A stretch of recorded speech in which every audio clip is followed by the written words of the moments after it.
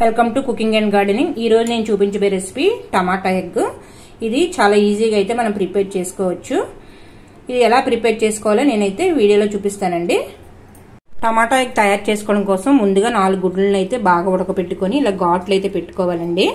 ఇలా పక్కన పెట్టుకొని అందులోకి టమాటాలు 4 పెద్ద సైజు తీసుకోవాలి, ఒక ఉల్లిపాయ, ఒక స్పూను అల్లం వెల్లుల్లి పేస్టు, ఒక 3 పచ్చిమిర్చి, కొంచెం పసుపు, ఉప్పు, జీలకర్ర పొడి, ధనియాల పొడి 1 స్పూను, గరం మసాలా పొడి 1 స్పూను, 1 స్పూన్ కారం. ఇవన్నీ ప్రిపేర్ చేసుకోవడానికి మనం రెడీ చేసుకుందామండి. ముందుగా స్టవ్ మీద ప్యాన్ పెట్టుకొని 1 స్పూన్ ఆయిల్ అయితే వేసుకోవాలి. ఈ ఆయిల్ అది బాగా వేడెక్కిన తర్వాత ఈ 4 గుడ్లను కూడా ఇందులో అయితే వేసుకొని కొంచెం సిమ్లో పెట్టుకొని కొంచెం ఫ్రై అయితే చేసుకోవాలండి.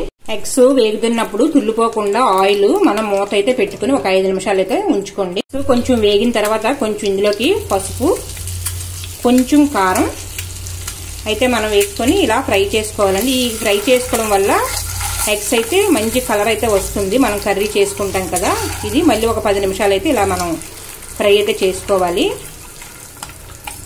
ఇలా కొంచెం వేగిన తర్వాత ఈ ఎగ్స్ని అయితే తీసుకొని ఒక ప్లేట్లోకి పక్కనైతే పెట్టేసుకోండి.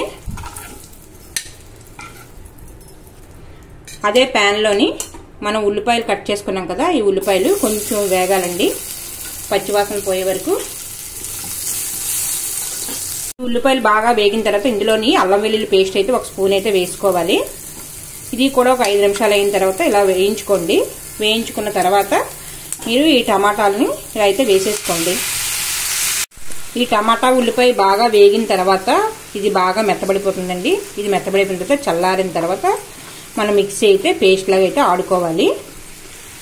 వేయించుకున్న ఉల్లిపాయ టమాటాని ఇలా మిక్సీ జార్లో అయితే వేసుకొని మెత్తటి పేస్ట్ అయితే చేసుకోవాలండి. మళ్ళీ ప్యాన్ పెట్టుకొని 1 స్పూన్ ఆయిల్ అయితే వేసుకోవాలి. ఇందులోకి ఒక 3 పచ్చిమిరపకాయలు అయితే వేయించుకోవాలి. ఈ పచ్చిమిర్చి వేగిన తర్వాత మనం వేయించుకున్న పేస్ట్ అయితే ఇదైతే ఇలా అయితే వేసుకోవాలండి. ఇది బాగా దగ్గర పడనివ్వాలి. ఇది ఉడుకుతుండగానే ఇందులోని గరం మసాలా,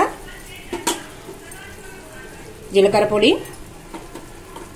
ధనియాల పొడి, కారం ఇవన్నీ కూడా వేసుకొని దగ్గరికి ఇలా కలుపుకోవాలి. కొంచెం సాల్ట్,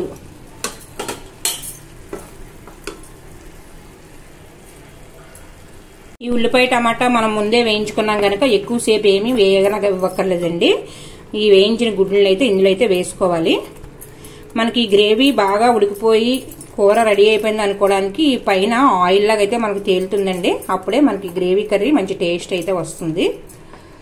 ఇందులో ఉప్పు కారం కూడా సరిపోయింది లేదో కొంచెం చూసుకోండి. కొంచెం ఇంకా లిక్విడ్లా కావాలంటే కొంచెం వాటర్ అయితే యాడ్ చేసుకోండి. నా వీడియోస్ కనుక నచ్చినట్లయితే లైక్ చేయండి, షేర్ చేయండి, సబ్స్క్రైబ్ మటుకు చేసుకోండి.